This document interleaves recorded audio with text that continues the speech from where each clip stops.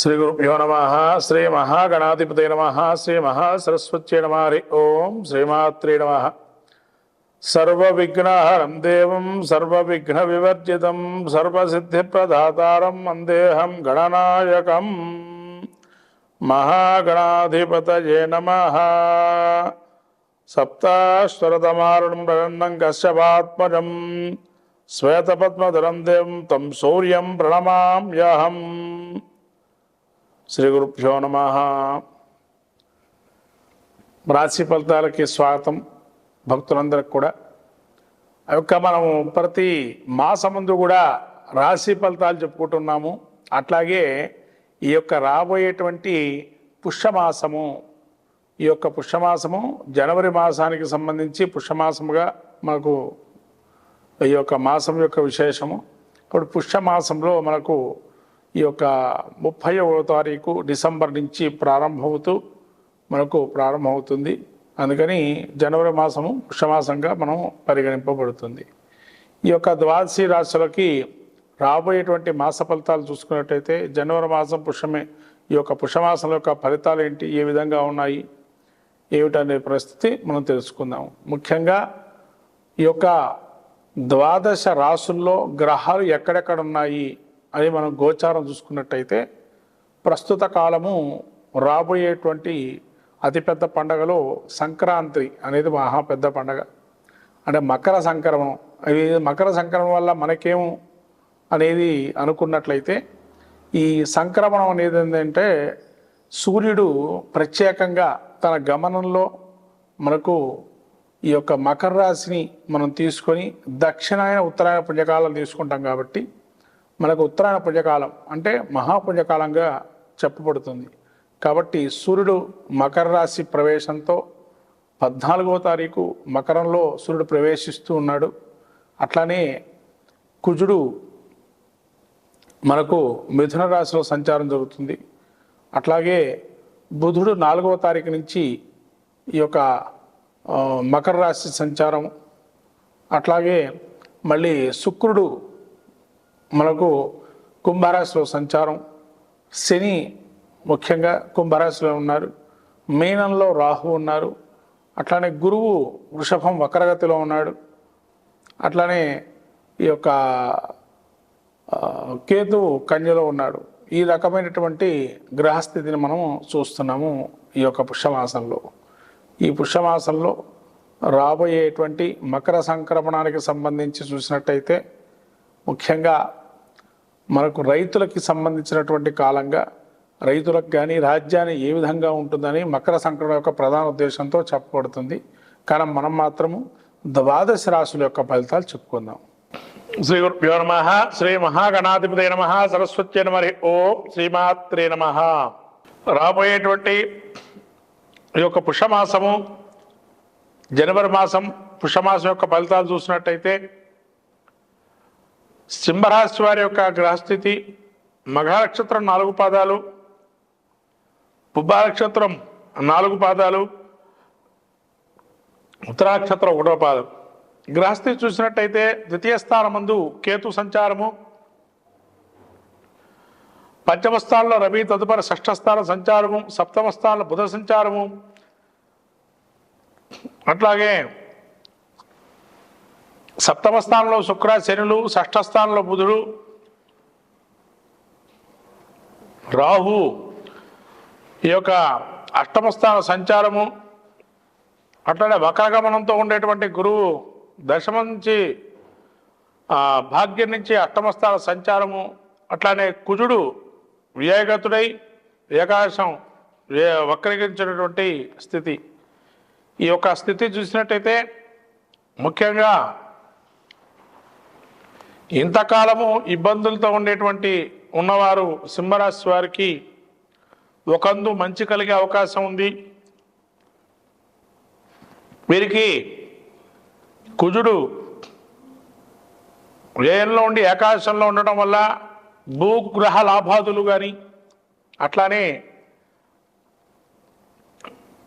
ఏదైనా ఒక మంచి శుభవార్త వినటం కానీ జరిగే అవకాశం ఉంటుంది సింహరాశి వారికి. అంటే మీరు ఏదైతే అనుకుంటున్నారో దీర్ఘకాలికంగా అది మనస్సులో ఊహించింది కావచ్చు, అది నెరవేరే అవకాశం ఉంటుంది. అట్లాగే ఈ యొక్క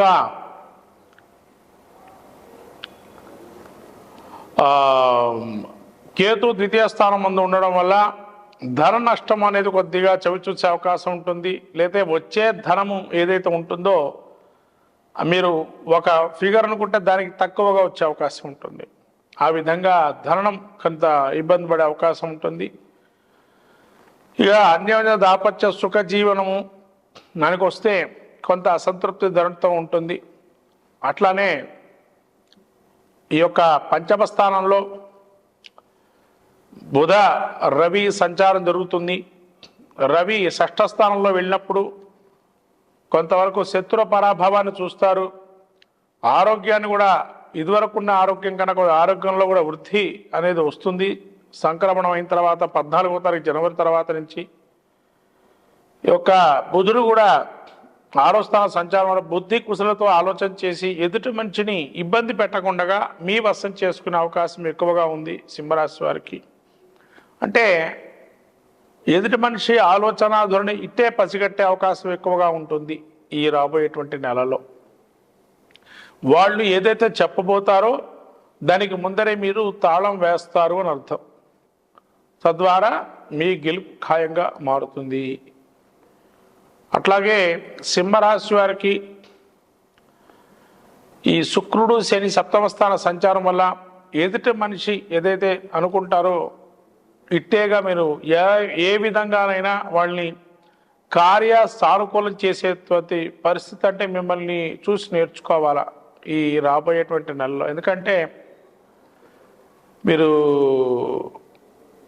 అయస్కాంతం చూసుంటారు. అయస్కాంతం దాన్ని పనిచేయాలంటే ఏం చేస్తాము, ఏదో ఇనుపు ముక్క పెడితే అతుక్కుంటుంది, అది వచ్చి అదంతదే వచ్చి. అట్లానే శుక్రుడు కూడా ఇక్కడే ఉన్నాడు. శుక్రుడు శని ఇద్దరు కూడా చాలా మంచివాళ్ళు, మిత్రులు కూడా. సింహరాశికి చాలా ప్లస్ పాయింట్ ఈ శుక్ర శనులు కలవటం ఒకటైతే రవి బుధులు కలవటం కూడా ఇంకో ఎత్తు. ఎందుకంటే సింహరాశి వారికి గడిచినటువంటి ఈ క్రోధీనామ సంవత్సరంలో అత్యంత కీలకమైనటువంటి మాసంగా ఈ జనవరి మాసమే చెప్పచ్చు. ఎందుకంటే ఒక దీర్ఘకాలికంగా ఎంతో తపనతో ఉండేటువంటి కార్యక్రమం ఏదైతే మీరు పెట్టుకున్నారో ఆ కార్యక్రమం నెరవేరే అవకాశం మీ కళ్ళతో మీరు చూస్తారు. అదైతే ఖాయం. మీరు ఏ విధంగా అనుకుంటున్నారో ఈ రాబోయే నెల రోజుల్లో గమనించండి సింహరాశి వారికి. అట్లానే రాహు అష్టమ స్థానంలో ఉన్నాడు. కానీ కొంతవరకు తరచు అంటే ఈ అష్టమంలో రాహు ఏం చేస్తాడయ్యా అంటే సింహరాశి వారికి ఈ నెల తరచూ ప్రయాణాలు చేస్తుంటారు కదా, ప్రయాణం కావచ్చు, లేదా తరచూ ఒకటికి రెండింతలుగా చెప్పడం అనేది సూచనగా పెట్టుకుంటారు. అంటే direct or indirect in means of transformation of the message. అంటే ఇండైరెక్ట్ కానీ డైరెక్ట్ కానీ కొంత మెసేజ్ ఏ విధంగా మీరు పంపాలనుకుంటున్నారో ఆ విధంగా ఆ రూట్ మ్యాప్ని ఈ రాహు అష్టమం వల్ల మీకు గోచరించే అవకాశం ఉంటుంది. అట్లాగే గురువు వక్రగమనంతో భాగ్యస్థానం నుంచి అష్టమ స్థానం చూస్తున్నాడు కాబట్టి ఆరోగ్యానికి ఎటువంటి దిగులు లేదు, శుభ్రంగా మంచిగా ఆరోగ్యం బాగుంటుంది. కానీ సమయానికి భోజనం మాత్రం చేయండి, అదొక్కటే.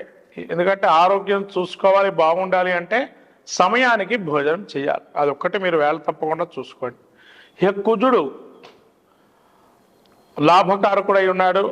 అంటే వీళ్ళకి 12లో ఉన్నా కూడా లాభాన్ని ఇస్తున్నాడు కాబట్టి మొత్తం మీద సింహరాశి వారికి ఈ జనవరి మాసంలో సర్వదా ఈ పూర్వార్ధంలో మాత్రమే కొంతవరకు బుధుడు ఇబ్బందిగా వ్యతిరేకంగా ఉన్నాడు. అంటే కేతు అది ఆయన కొద్దిగా దీర్ఘకాలిక గ్రహం కాబట్టి మిగతా అన్ని గ్రహాలు యోగాన్ని ఇస్తున్నాయి. ఈ యొక్క యోగాన్ని ఒడిసి పట్టుకునే ప్రయత్నం చేయండి. దీనికి మీరు కఠోరంగా ఇంకా చేయాల్సిన పరిస్థితి ఏంటి అంటే దుర్గా సప్తశతి, దుర్గా ఆపదుద్ధారక స్తోత్రం కానీ, అట్లాగే దుర్గాదేవిని ఆరాధన చేయటం కానీ చేసినట్లయితే మంచి ఫలితాలు వస్తాయి. కాబట్టి ఈ యొక్క మాసంలో దుర్గాదేవిని ఆరాధన చేయటం వల్ల ఈ సింహరాశి వారికి అనుకూల అంశంగా గోచరిస్తుంది. ప్రేమాత్రే నమః.